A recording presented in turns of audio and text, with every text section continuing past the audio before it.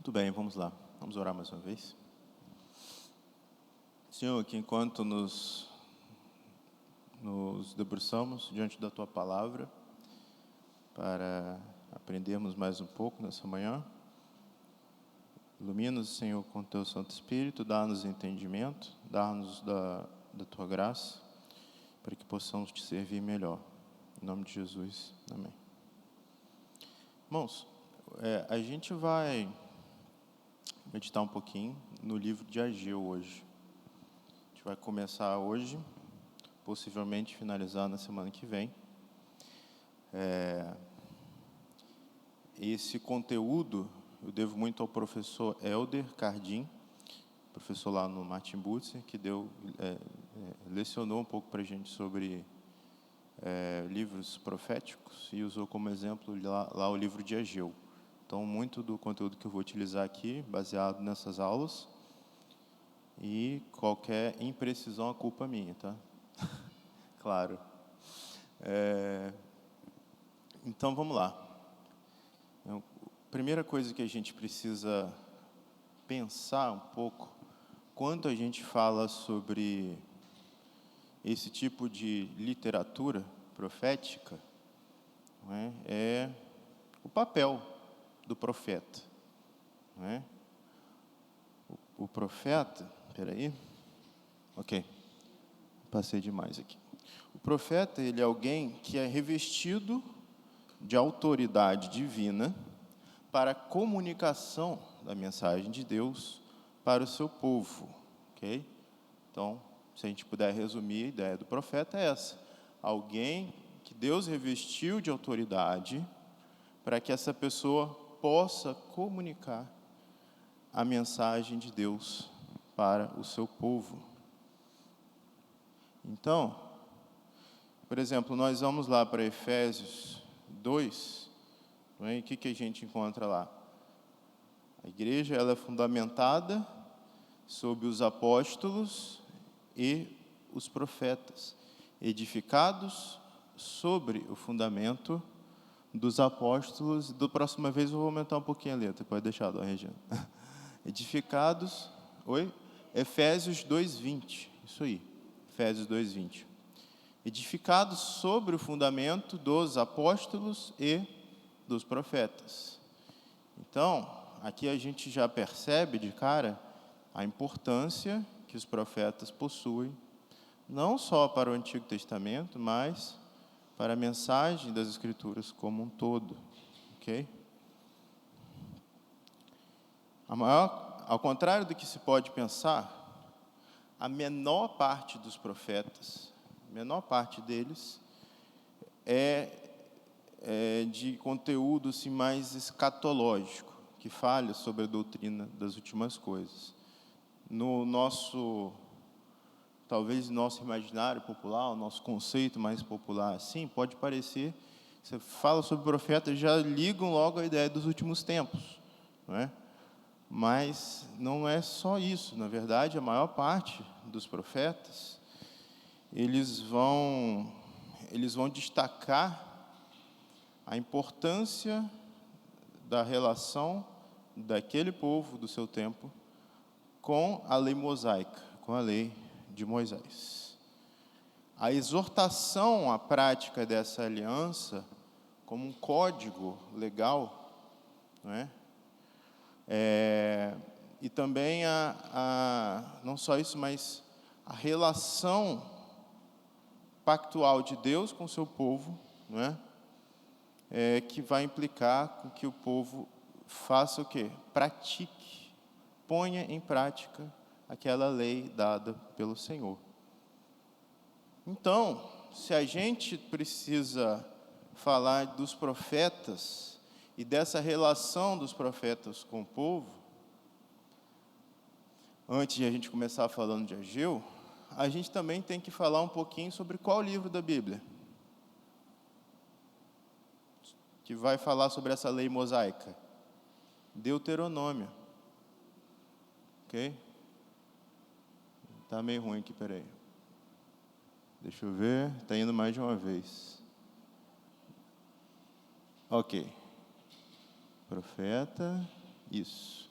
Então, as principais bases sobre as quais esses profetas vão profetizar são Deuteronômio, ou seja, a relação, né, com a lei mosaica, o exílio e a expectativa daquele Messias que haveria de vir, expectativa messiânica.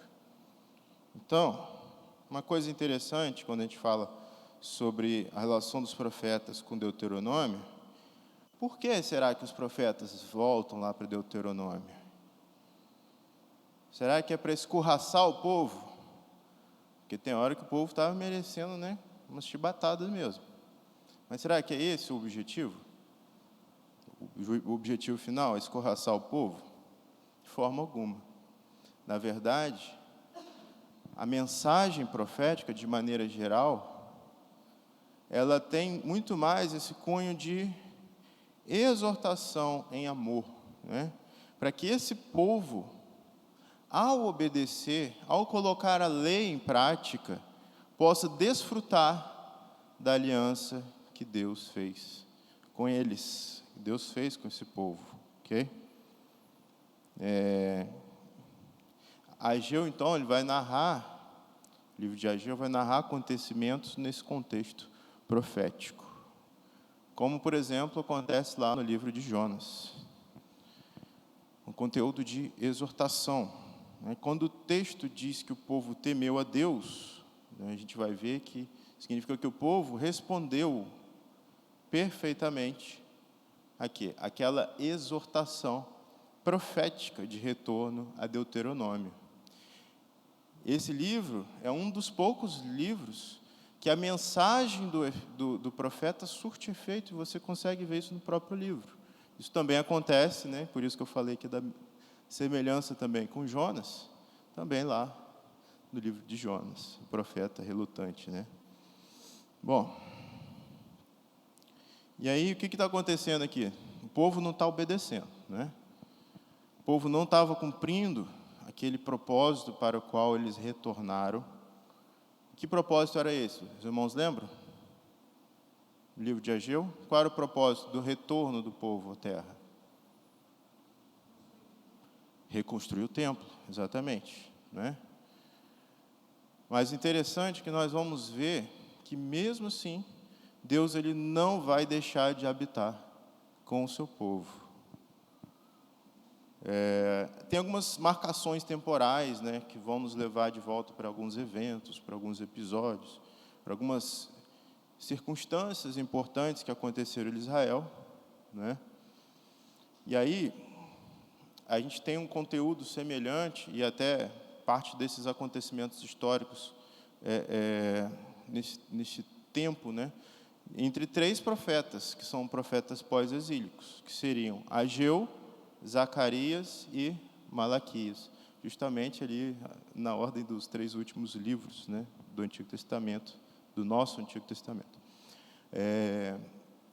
Então, são três profetas pós-exílicos, né? Tem coisa vindo pela frente, né? Tem conteúdo que não é fechado ali nas profecias do seu tempo. São coisas que a gente não sabe quando, que a gente não tem todos os detalhes de como, mas nós vamos ver. Né? Nós vamos contemplar isso em algum momento com os nossos olhos, a gente crê nisso. E a gente vai ver também um pouquinho melhor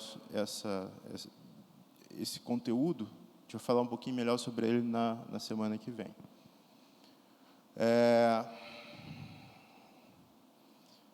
Vamos seguindo. Uma outra coisa interessante, irmãos, quando a gente fala sobre essa literatura de profecias, de profetas, é a questão da tipologia. O que seria a tipologia? A tipologia ela vai existir quando uma pessoa, uma coisa, um evento, uma instituição aponta para uma correspondência futura, para algo que ainda vai vir.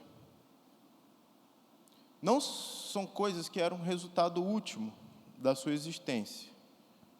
Por exemplo, a serpente de bronze, ela existiu? Sim. Não é? Sim. Ela foi real. A serpente de bronze existiu. No entanto, Jesus diz o quê? Lá na frente. Tal qual a serpente serviu lá atrás, assim o Filho do Homem irá ao madeiro. Então, ao mesmo tempo que ela cumpriu a sua função, existindo ali historicamente, ela também apontava para alguma coisa futura, não é? Tipologia de pessoas, por exemplo. A gente pode falar de Moisés, né? Apontando para Jesus, o profeta divino, que haveria de vir. Eventos. Por exemplo, o povo no deserto, né? E depois, lá na frente, Jesus também tentado no deserto. Instituições. A monarquia davídica, né? E o reinado de Jesus. Lei, sacerdócio, templo, são coisas que apontavam, né, para a presença de Deus, uma presença real e constante de Deus, permeando todo o povo. Okay? Algo que permeava toda a realidade de um povo. Né? Então, são características também presentes na literatura de profecia. Outra coisa importante para a gente considerar quando a gente vai estudar livros assim, é entendermos a natureza das alianças de Deus com o seu povo. Irmão, se alguém quiser trazer alguma contribuição, fique à vontade, qualquer momento aí, tá? Espera aí que esse negócio está me atrapalhando, pronto. Eu estou me atrapalhando com isso. Aliança de Deus com o seu povo, ok? Há uma palavra hebraica chamada hesed, que tem um teor de amor leal, um amor leal constante de Deus, um amor sólido, misericordioso, um amor que tem um conteúdo de fidelidade divina à aliança que Ele fez com o seu povo, ok? Essa é uma palavra muito importante quando a gente considera também a literatura de profecia. Portanto, é um amor que é pactual de Deus para com o seu povo. O que Deus requer de Israel? Deus requer que Israel responda em amor a esse pacto, a essa aliança. E por que Ele faz isso?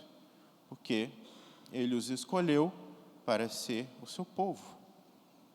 Para mostrar às nações ao redor como Deus é. E essa relação de Deus com o seu povo, ela se dá, então, predominantemente por meio de alianças. A lei de Moisés, ou a aliança mosaica, ela foi codificada na forma de um tratado. A aliança de Abraão é extremamente importante para a gente, né? E esse tratado não é um acordo de bilateralidade entre as partes, como partes equivalentes, né? É engraçado algumas coisas, né? Por exemplo, se a gente vai fazer um contrato. Vamos supor que eu sou uma empresa, eu sou dono de uma empresa que tem 3 funcionários. E eu quero fazer o contrato com uma empresa gigantesca. Vamos supor aí, sei lá, Petrobras. Não é? Quem que vai digitar as regras desse contrato? Será que sou eu, com 3 funcionários? Dificilmente, né? Será que eu vou ter muito poder de negociação nessa história aí? Será que eu vou poder falar assim, não, aqui é bilateralidade do início ao fim? Muito dificilmente, né? Agora imagina na nossa relação para com Deus, né?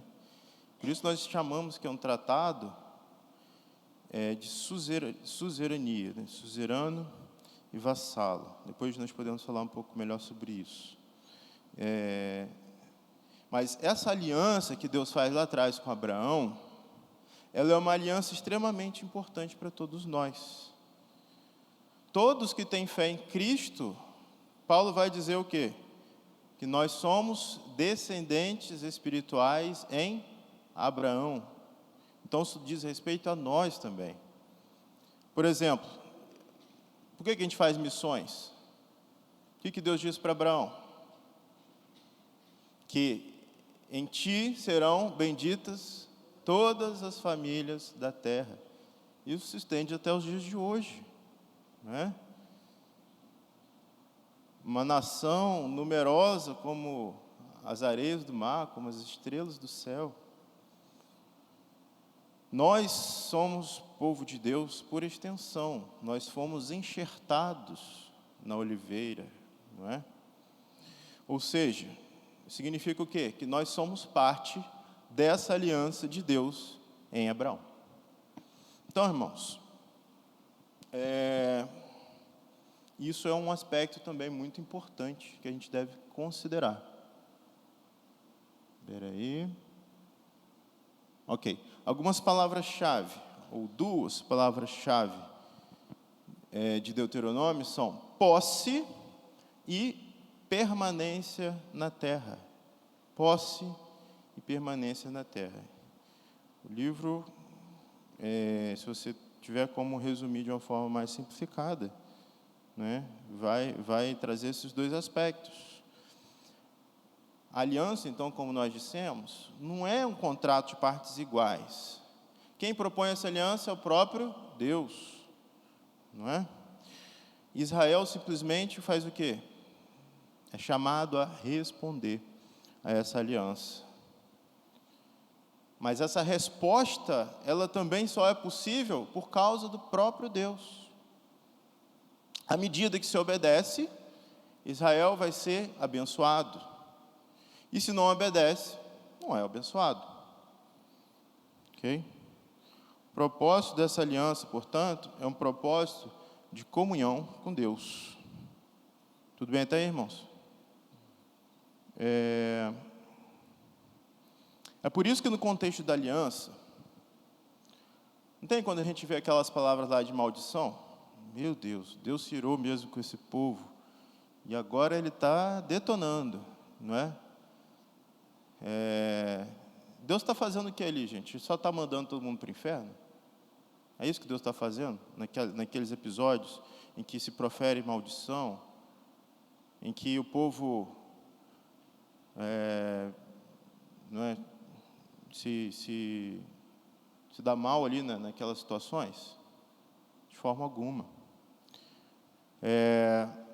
Deus, mesmo aquela maldição trazida por Deus, ela tem um propósito da disciplina, ela tem um propósito da restauração. Deus nunca pune os seus filhos para os destruir, mas Ele o faz para os restaurar. É assim que Ele age, não é? E é por isso que nós somos chamados à santidade. A santidade que Deus nos conclama, ela não é para a gente arrumar mais créditos com Deus, isso não faria o menor sentido. Mas ela é para preservação das nossas vidas. E é assim que nós devemos encarar a santidade, é assim que nós devemos conceber a disciplina de Deus, é assim que nós devemos entender qualquer ação de Deus que seja contrária à nossa própria vontade, confiando que Ele sabe o que é melhor para nós, e que muitas vezes Ele nos aflige, Ele mexe com áreas das nossas vidas que nós estamos desconfortáveis ou não queríamos que fosse daquela maneira, para fins de preservação nossa. Nós devemos entender dessa maneira. Nem sempre é fácil, mas é assim que Ele faz.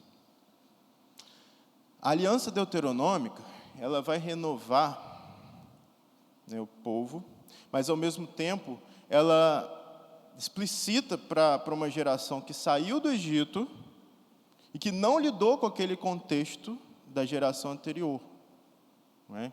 Então, ao mesmo tempo que ela faz ali uma renovação da aliança, uma lembrança, uma espécie de renovação do pacto de Deus para com aquele povo, né, que precisava ser lembrado de novo de várias coisas. Por isso a gente tem Levítico e Deuteronômio, né? Ela também serve para aquelas pessoas que estavam ali, portanto, mas que não presenciaram o que a geração mais antiga presenciou.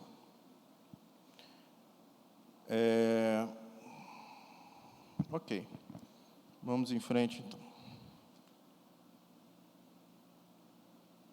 Uma palavra muito importante, não é? É essa: o do Senhor te lembrarás. E nós também precisamos o tempo todo sermos lembrados dessa aliança que Deus fez com o seu povo, não é?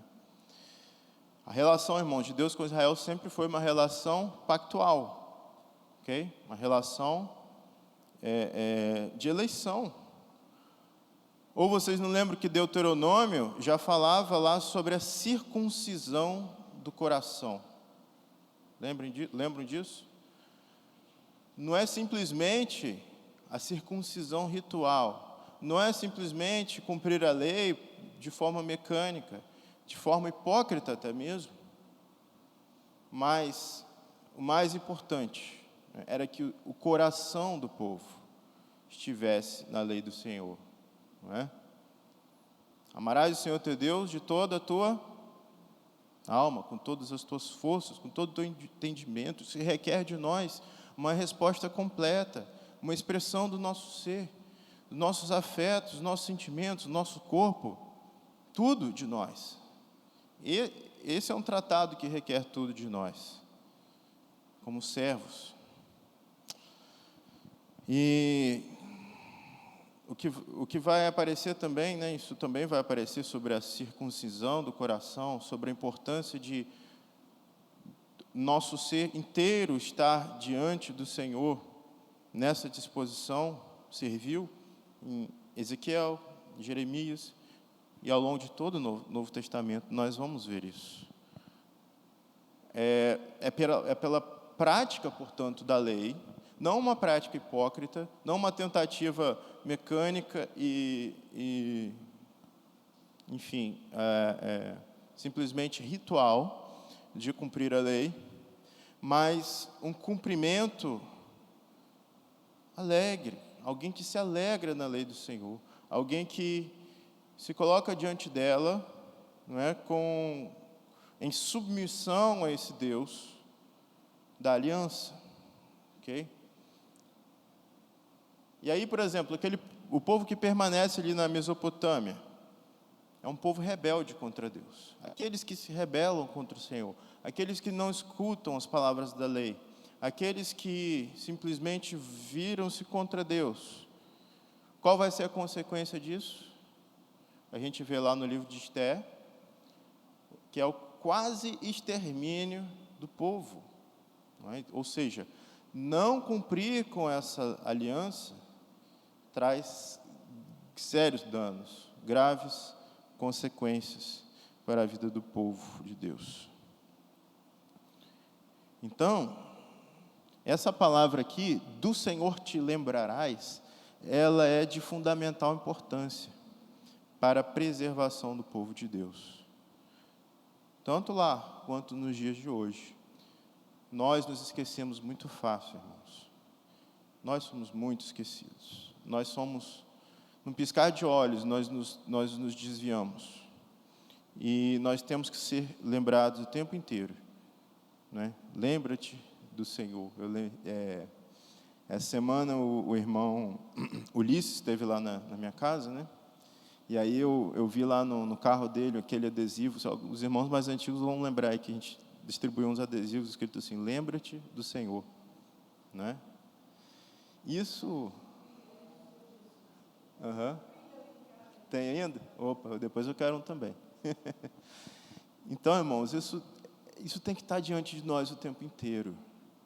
Isso tem que estar diante de nós o tempo inteiro.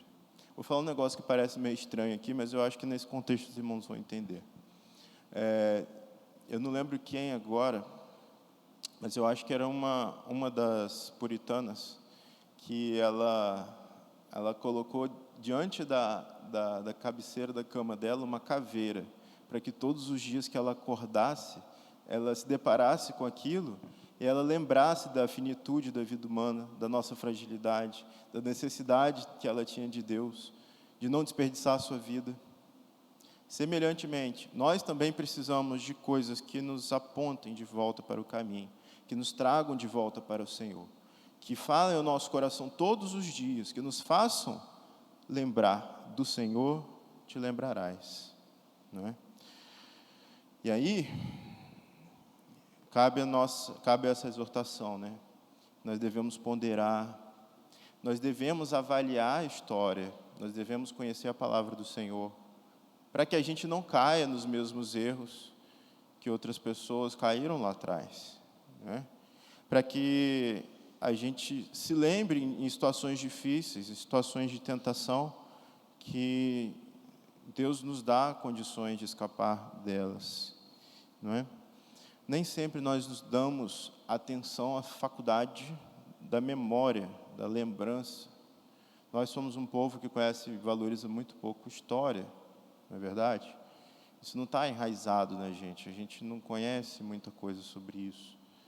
Muitas vezes a gente matava aulas de história, talvez, ou a gente não prestava muita atenção. Eu vou confessar aqui uma coisa aos irmãos, eu tinha uma professora de história que tinha uma voz muito monótona, e às vezes eu estava cansado e eu cochilava na aula, e eu não prestava tanta atenção. Mas assim, a história é uma coisa extremamente importante, é uma coisa que a gente deveria valorizar mais. Quanto mais a história de Deus com o seu povo, quanta coisa rica, quanta coisa a gente aprende aqui.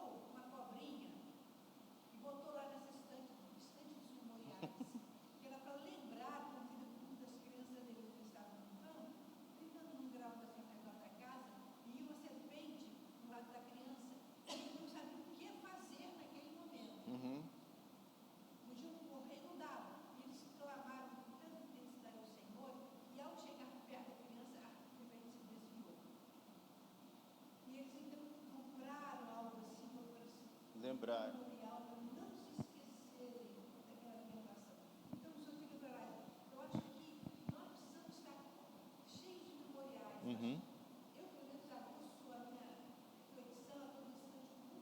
Sim.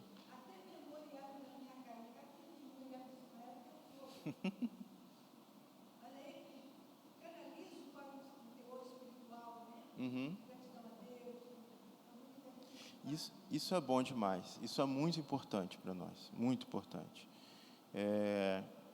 Não só assim no contexto, claro, aqui a gente está falando, né, no contexto da palavra do Senhor. A gente tem todo esse histórico, a gente tem todas essas advertências do Senhor. Então, cada um sabe o que pode ser como seu memorial. Isso não é uma coisa que deve se tornar um ídolo, que deve se tornar um objeto de adoração, de veneração máxima, e nem nada disso. É simplesmente coisas que nos remetam, que nos façam lembrar de situações importantes, de coisas que nós passamos, o Senhor nos ajudou, esteve conosco. E quando a nossa fé vacilar, fraquejar, tenho certeza que Deus pode usar situações, lembranças, nessas memórias, para nos encorajar, para nos fortalecer. Outra coisa muito importante, irmãos, é a lembrança da palavra do Senhor.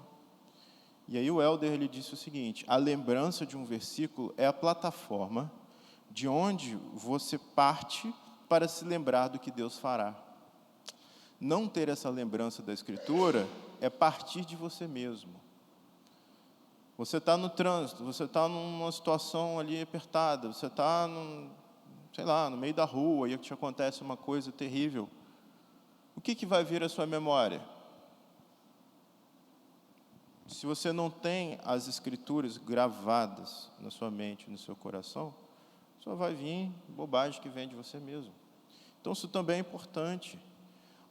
E aí ele aproveita para falar um pouco sobre memorização bíblica para crianças, né? Ele diz assim, não adianta só decorar o versículo, mas também ensinar onde eles vão usar aquilo. Isso é importante, né? Santidade é o que, irmãos? Santidade é justificação posta em prática. Justificação posta em prática. Deus me justificou, eu sou justificado, né? Mediante a fé. Mas para quê? Para as boas obras, para viver uma vida diferente, para a santidade. Então, santidade não é simplesmente algo certo, senão, antes de tudo, alguma coisa que aposta em prática. Santidade é quem você é em Jesus, demonstrado na prática. Então, vocês acham que Jesus se impressiona quando a gente faz alguma coisa certa? Oh, parabéns, nota 10, agora você, poxa, mandou bem, né? Meus parabéns. Está aqui um diploma de servo exemplar. É assim que ele age com a gente? Não. Jesus, ele não se impressiona quando a gente faz coisas certas, porque é justamente o que se espera, não é? Como resultado do que nós fomos feitos nele. É simplesmente o que se espera. Sabe aquele pai assim mais durão, que o filho vai lá, se forma na universidade, né? E o pessoal vai lá e estende aquela faixa assim, não fez mais do que a sua obrigação.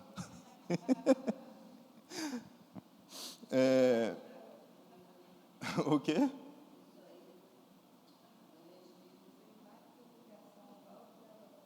Balde de água fria, né? Sim, né? A gente está aqui fazendo uma brincadeira, mas, de certa forma, o que eu quero mostrar é isso. Deus não vai te dar uma medalhinha de mérito porque você fez coisas boas e louváveis. Na verdade, coisas boas e louváveis é o que se espera daqueles que foram redimidos, que foram salvos, né, por Deus, daqueles que depositam sua fé em Cristo.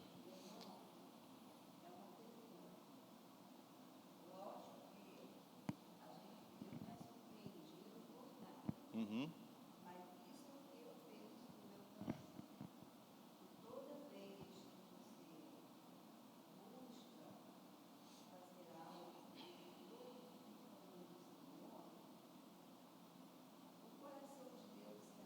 Não, isso é verdade, isso é verdade. Ele tem prazer. Isso aí, inquestionável, sem dúvida, está certíssimo. Está certíssimo.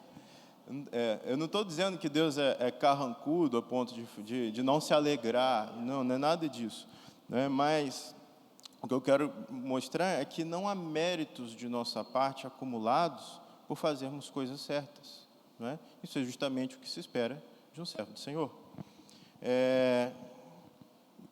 E aí, o que define estar ou não em Cristo, então, se não são as nossas estrelinhas diante de Deus? E aí? É a obra dele na cruz, né? Isso que nos define como justificados ou não, como pessoas que vão viver uma vida santa e diferente ou não. O que define, então, é estar ou não nele, não é? Aliás, o que define se estamos ou não nele é a obra da cruz. E aí, com Israel, a mesma coisa. Israel deveria demonstrar na prática o temor que eles tinham ao Deus que fez essa aliança com eles, que fez esse tratado com eles. Israel não seria mais justo ou menos justo por praticar a lei. Mas quem era o verdadeiro israelita? Senão aquele que tinha um coração circuncidado, aquele que demonstrava fazer parte dessa aliança ao observar a lei. Percebem que desde lá atrás, a relação do homem com a lei não é de se eu cumpro a lei, eu sou salvo, se eu vacilo em algum ponto da lei, eu não sou salvo, não é?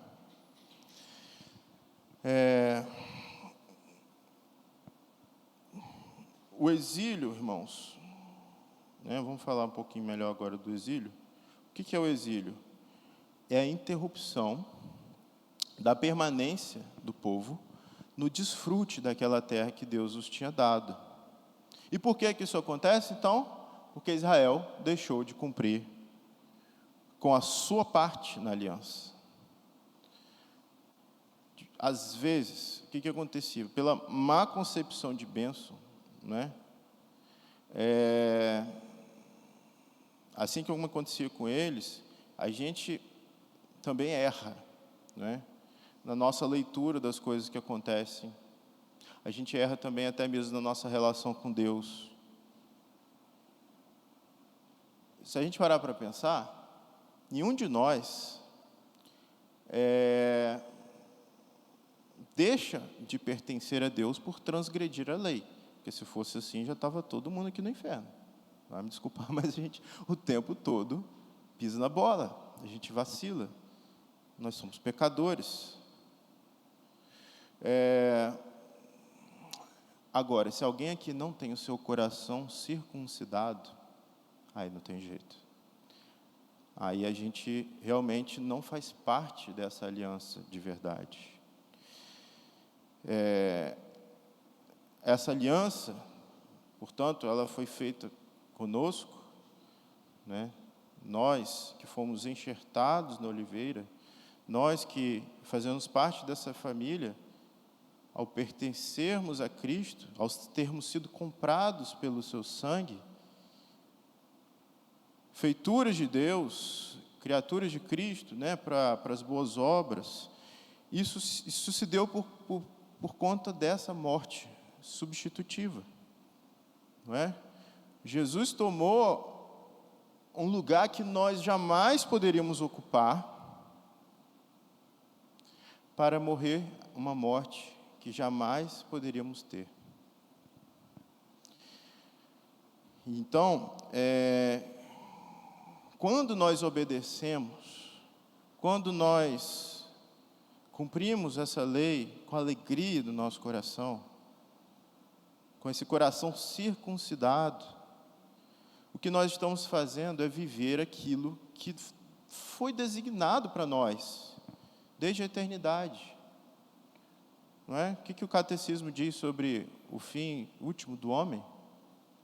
Não é glorificar a Deus e gozá-lo para sempre? É para isso que nós somos criados. Então é por isso que nós podemos dizer que a nossa felicidade não está nas coisas desse mundo. As coisas que são boas, podem nos trazer momentos de alegria, mas são passageiras, não é? Mas quando a gente encontra o propósito da nossa existência, quando a gente responde a essa lei do Senhor em alegria e amor, então nós podemos dizer, nós somos declarados felizes de fato. A lei, irmãos, é uma expressão do interesse do Senhor pelo seu povo. Deus não é como alguns deputados aí do nosso país que criam cada tipo de lei que não tem o menor cabimento, né? E sai criando um monte de lei de qualquer maneira, às vezes, ou leis que, enfim, parecem meio sem fundamento mesmo. Ele não é alguém que não tinha o que fazer e saiu lá criando leis, então. Se ele faz isso, ele faz porque ele se importa. Isso é um sinal de que ele tem interesse pelo seu povo, não é? Que ele se interessa por nós. Tanto é que quando a gente vai explorar lá o livro de Ageu, a gente vai ver que o povo estava lá com uma mão na colher de pedreiro, com outra mão na espada, mas Deus diz, eu estou com vocês, eu vou com vocês, eu estou à frente de vocês. Então qual a nossa relação, irmãos, com os mandamentos do Senhor, não é? eu obedeço para ser aceito, ou eu sou aceito, portanto obedeço? A primeira ou a segunda opção? A segunda opção. Percebe como isso faz toda a diferença? Né? O nosso desfrute da comunhão com Deus, ele se dá pela prática dos mandamentos. Essa prática, ela não faz com que eu ame a Deus, mas é porque eu amo a Deus que eu as pratico. João diz o quê? Aquele que me ama, pratica, e aquele que não me ama, não pratica. Simples assim, não tem meio termo. Ou você ama o Senhor e procura praticar e obedecer a lei do Senhor, ou você não o ama, portanto, não a pratica.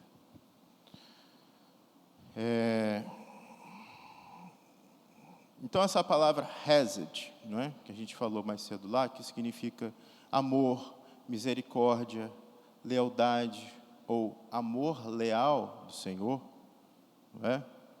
Ela se dá porque Deus é um Deus que está presente no meio do seu povo. É um Deus que deseja ter comunhão com esse povo. É um Deus que ama esse povo. Eleição em amor. Só que, lamentavelmente, a eleição para muitos é como se fosse uma escolha arbitrária de Deus, não é? A gente conhece muitas pessoas que pensam assim. Mas a gente sabe que Deus escolheu porque Ele decidiu amar. Então a gente não pode perder de vista, ao questionar, alguém questionar a eleição, que o propósito disso é em amor. Ele faz isso porque Ele ama o seu povo. Ele ama a humanidade inteira? Não, porque senão estava todo mundo no céu, não existiria inferno. Mas aqueles aos quais Ele exerce de misericórdia, Ele o faz em amor. Ele é um Deus amoroso. Diante dessa eleição pactual, a resposta mais natural que nós podemos ter não pode ser outra a não ser amar ao Senhor. Senhor, eu te amo porque o Senhor me amou primeiro.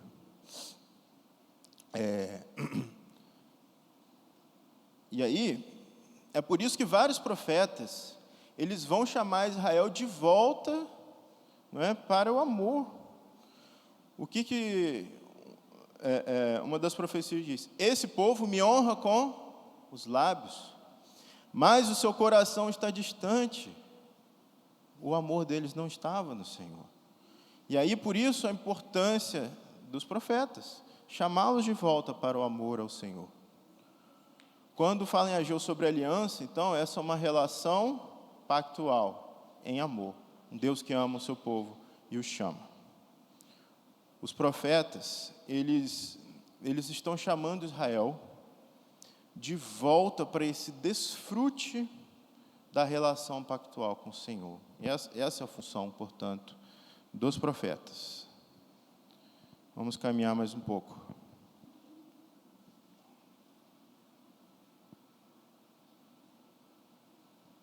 Já falamos disso? Já falamos disso. Ok. Vamos ver o próximo aí. Ok, então, agora a gente vai falar um pouquinho sobre exílio babilônico. Alguém pode abrir, por favor, 2 Reis 17, verso 7 a 23.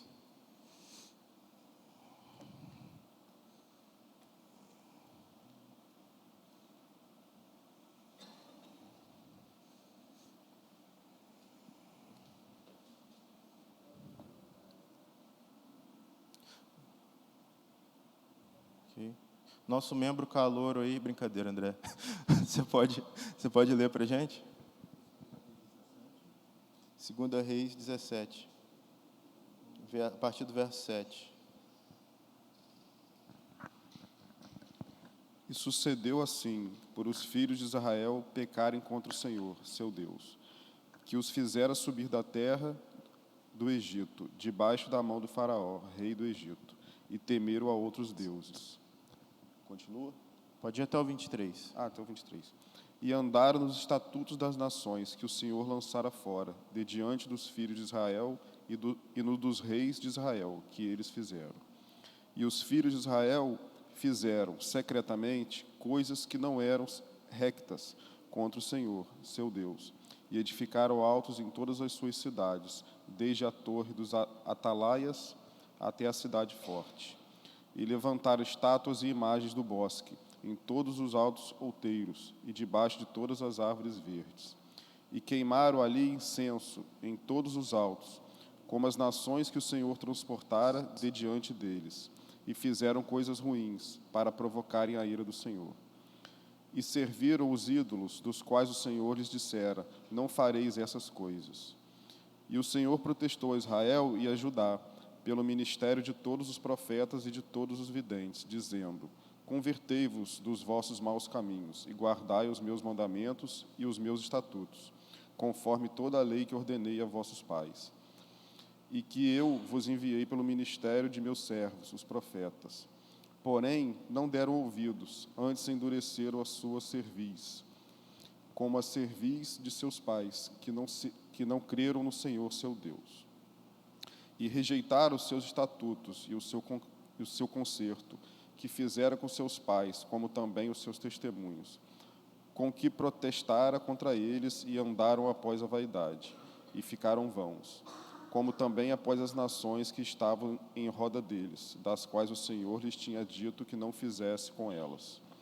E deixaram todos os mandamentos do Senhor seu Deus, e fizeram imagens de fundição, 2 bezerros, e fizeram um ídolo do bosque, e se prostraram perante todo o exército do céu, e serviram a Baal. Também fizeram passar pelo fogo a seus filhos e suas filhas, e deram-se a adivinhações, e criam em agouros, e venderam-se para fazer o que parecia mal aos olhos do Senhor, para o provocarem a ira. Pelo que o Senhor muito se indignou sobre Israel, e os tirou de diante da sua face. Nada mais ficou, senão só a tribo de Judá. Até Judá não guardou os mandamentos do Senhor, seu Deus, antes andaram nos estatutos de Israel que eles fizeram. Pelo que o Senhor rejeitou a toda a semente de Israel, e os oprimiu, e os deu nas mãos dos despojadores, até que os tirou de diante de sua presença. Porque rasgou a Israel da casa de Davi, e fizeram rei de Jeroboão, filho de Nebá. E Jeroboão apartou a Israel de seguir o Senhor, e os fez pecar um grande pecado. Assim andaram os filhos de Israel em todos os pecados que Jeroboão tinha feito. Nunca se apartaram deles. Até que o Senhor tirou a Israel de diante de sua presença, como falara pelo ministério de todos os seus servos, os profetas. Assim foi Israel transportado da sua terra, a Assíria, até o dia de hoje. Ok, então o texto é um pouquinho longo, mas ele retrata muito bem como se deu ali, né, o exílio, ok? E aí, o que acontece? A libertação do povo do Egito, né, ela foi uma experimentação daquele povo da redenção que o Senhor proporcionou. E aí depois a gente vai ter lá em Jeremias 17, a gente não vai ler aqui por causa do tempo, mas vai mostrar para a gente que pela desobediência do povo, okay, em não guardar o sábado, vai ocorrer o cativeiro. E lá em Esdras 3:7, não é, vai nos retratar que o povo, aí já no contexto aí, que já tem uma relação ainda mais direta com Ageu, que o povo ele recebe dinheiro para comprar a madeira do Líbano, para usar no templo, porém, eles vão usar nas suas próprias casas. Os irmãos percebam que não houve um aprendizado histórico, não consideraram o passado deles e acabaram caindo nos mesmos erros. Isso trouxe grande sofrimento àquele povo. Reis fala muito sobre a idolatria, perversidade do povo, não é? E aí apresenta aqueles que foram retos e aqueles que não foram retos, né, diante dos olhos do Senhor. Jeremias vai profetizar o cativeiro e o fim desse cativeiro, não é? E aí, ali em Jeremias, o que a gente vai ver que é interessante também? é por causa da desobediência do povo em não guardar o sábado que o cativeiro ocorre. Ou seja, consequências do descumprimento da lei do Senhor. E aí uma reflexão importante é o seguinte: o sábado, será que o sábado é simplesmente um tempo de descanso? Ele é isso, mas ele não era só isso, né? Essa não atividade, ela é uma expressão nossa também de dependência do Senhor. Se a gente for parar para pensar, teologicamente, não faz muito sentido, né? Eu concordo aqui com o professor Helder, que não faz muito sentido Deus descansar no 7º dia para nos dar o exemplo de que a gente precisa descansar. Ok, né? Eu entendo, respeito quem defende isso dessa maneira, mas a não observância do sábado, eu acho que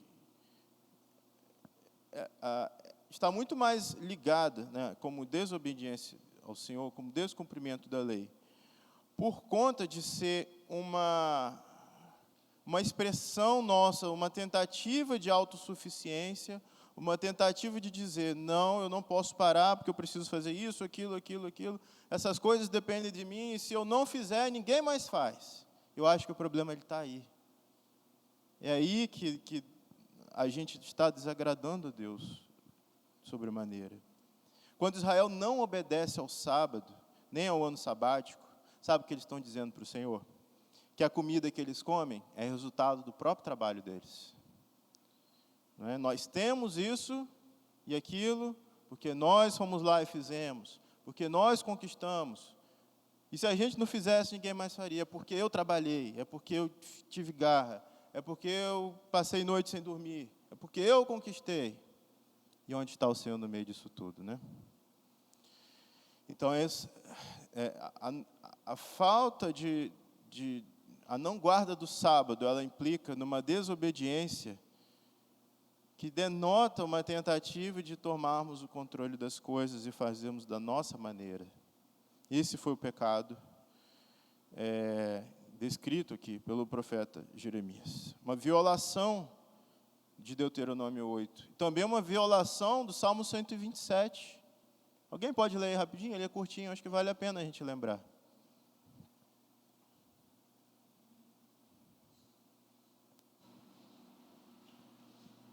Pastor André, pode ler para a gente? Isso. Se o Senhor não edificar a casa, em vão trabalham os que edificam. Se o Senhor não guardar a cidade, em vão vigia a sentinela.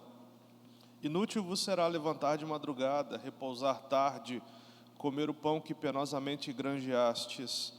Aos seus amados ele dá enquanto dormem. Herança do Senhor são os filhos, o fruto do ventre, o seu galardão. Como flechas na mão do guerreiro, assim os filhos da mocidade. Feliz o homem que enche deles a sua aljava, não será envergonhado quando pleitear com os inimigos à porta. Ok. Os irmãos percebem a conexão entre uma parte e a outra?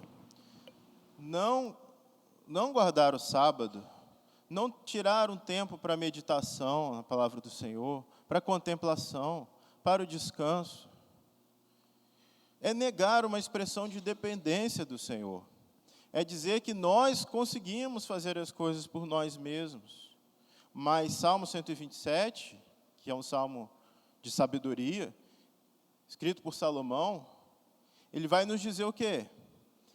Que se a gente faz o que faz, achando que é pela nossa força, que é por causa da nossa habilidade, da nossa destreza, se a gente levanta cedo para trabalhar, se a gente trabalha diligentemente, se a gente faz essas coisas que são importantes e louváveis, mas se a gente não faz isso por fé, se a gente não faz isso confiando que, no final das contas, é Deus quem nos dá o nosso sustento, se a gente negligencia o nosso descanso, se a gente não confia no Senhor, e de que é dele que vem o fruto do nosso trabalho, tudo isso é em vão, não serve para nada, a não ser para encher a gente de dor de cabeça, para encher nossa cabeça de cabelo branco, para fazer a gente morrer mais cedo.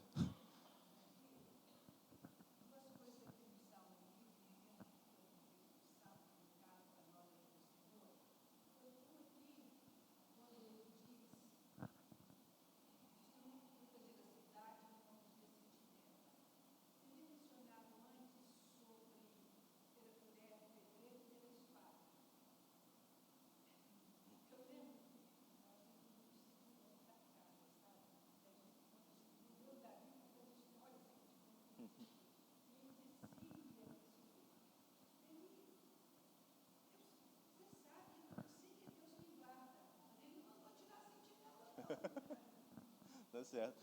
Se o Senhor não estiver guardando no final das contas, é em vão. O que a gente faz é em vão. Agora, não mandou tirar mesmo, não.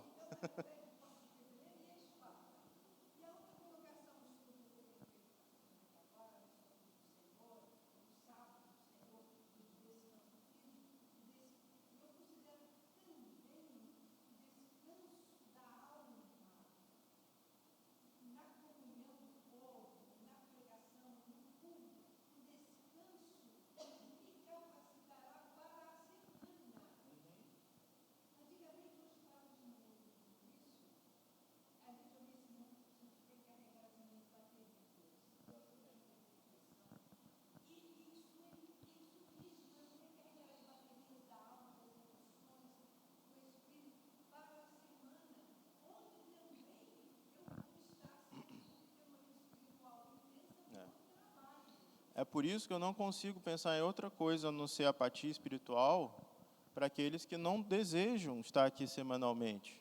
Como é que você vai encarar porque eu estou muito ocupado, é porque eu tenho feito muitas coisas.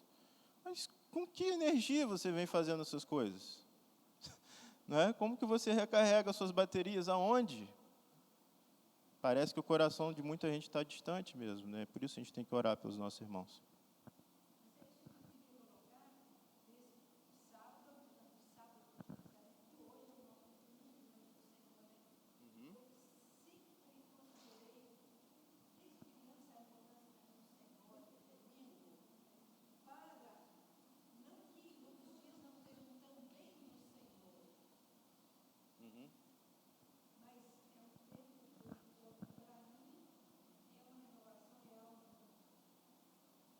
Sim, exatamente, né? Mais uma vez, assim como o povo aqui deixou de guardar o sábado, ao deixarmos de cultuar, estarmos no meio do povo de Deus no dia do Senhor, nós quebramos essa lei ainda, não é? Por mais que ela tenha aqui muito mais a questão do princípio, né, do que aquela questão, as questões cerimoniais do Antigo Testamento, o princípio ainda está de pé. Nós devemos sim cultuar o Senhor, nós devemos sim separar uma parte da nossa semana para isso. Quando nós não fazemos isso, nós estamos quebrando a lei do Senhor.